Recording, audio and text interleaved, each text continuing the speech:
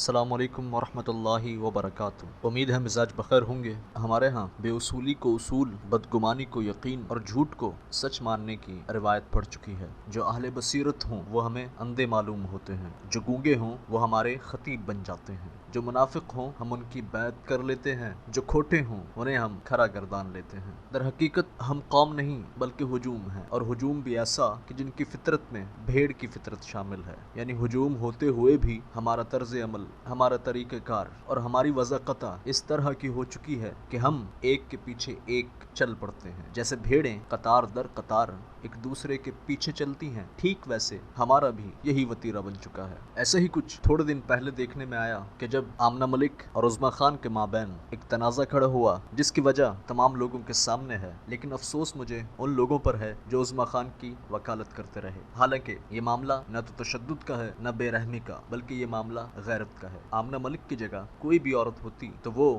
عظمی خان کے جیسی منہ مار، بددیانت اور امانت میں خیانت کرنے والی کا وہ حشر کرتی کہ دنیا یاد رکھتی۔ ہاں، ایک فرق تھا کہ آمنہ ملک کے پاس طاقت تھی، پیسہ تھا، پشت پناہی تھی، جبکہ اس کے برعکس اگر کوئی کمزور عورت ہوتی، کوئی غریب عورت ہوتی، کوئی لاچار اور بے بس عورت ہوتی تو وہ شاید یہ سب کچھ نہ کر پاتی، لیکن دلی تمنا اور خواہش اس کی بھی یہی ہوتی جو آمنہ ملک نے کر دکھایا۔ اس کے بعد واویلا ہوا کہ عظمی خان کو انصاف دلایا جائے، اور ہمارے کئی میڈیا پرسنز اور اداکار اس میدان میں دیوانہ وار کود پڑے اور عظمی خان کی وکالت پر اتر آئے، حتیٰ کہ اچھی خاصی عام پبلک وہ تک اس شہر میں گرفتار ہو کر بھٹک کر رہ گئی اور عظمی خان کی وکالت کرنے لگی۔ لیکن ان تمام لوگوں سمیت وقار زکا، جو اس تمام تر معاملے میں پیش اور ملک ریاض کو لام تان کرنے میں آگے تھا، اسے منہ کی کھانا پڑی اور عظمی خان نے ڈیل کر لی۔ ظاہر ہے جو بکاؤ مال ہو اس نے بک جانا ہے۔ ہاں، قیمت کا فرق ہوتا ہے، کبھی کے بھاؤ زیادہ اور کبھی کے کم، اور یقیناً یہ موقع بھی ایسا تھا کہ سیزن پیک پر تھا،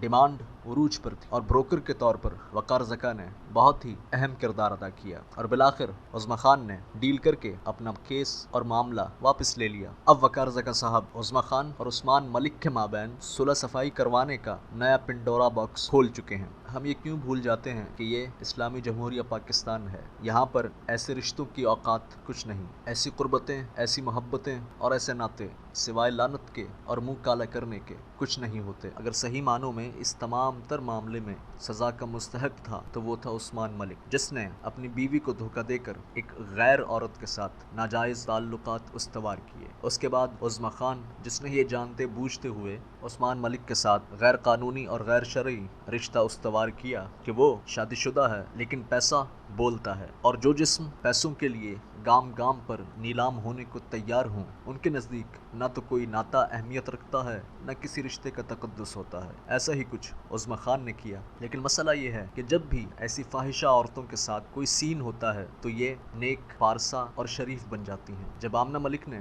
اپنے گارڈز کے ہمراہ اس پر مبینہ تشدد کیا تو اس کے بعد ان کا بیان یہ تھا کہ یہ اعتکاف میں تھیں۔ اب اس کا فیصلہ آپ خود کر لیں کہ وہ کیسا اعتکاف ہوگا جس میں لمس کی حدتیں بھی لی جائیں، چوما چاٹی بھی ہو اور ناجائز رشتے بھی قائم رکھے جائیں۔ یہ معاملہ بڑی جلدی اور بڑی ہی آسانی سے حل ہو گیا، حالانکہ تمام تر مجرموں کو ان کی سزا ملنی چاہیے تھی۔ جو جتنا بڑا مجرم تھا اسے اتنی بڑی سزا ملنی چاہیے تھی۔ سب سے پہلے عظمی خان، پھر عثمان ملک اور پھر آمنہ ملک، اسی سیکوینس سے جس طرح انہوں نے جرم کیا اسی تناظر میں انہیں سزا ہونی چاہیے تھی۔ لیکن کیا کریں کہ یہ پاکستان ہے، یہاں پر عدالتیں بھی بکتی ہیں، گواہ بھی بکتے ہیں، منصف بھی بکتے ہیں، اور تو اور عزتیں اور عفتیں بھی بکتی ہیں۔ لیکن جب تک یہ گورکھ دھندا ہوتا رہے گا ہم ایسے حالات دیکھتے رہیں گے اور ہمارے دل سوائے جلنے کے اور کچھ نہیں کر سکیں گے۔ ان تمام تر خرافات سے نکلنے کا ایک ہی حل ہے کہ حدود اللہ کا نفاذ کیا جائے۔ جب تک حدود اللہ کا نفاذ نہیں ہوگا حقوق العباد یوں ہی تلف، برباد اور ادھیڑے جاتے رہیں گے۔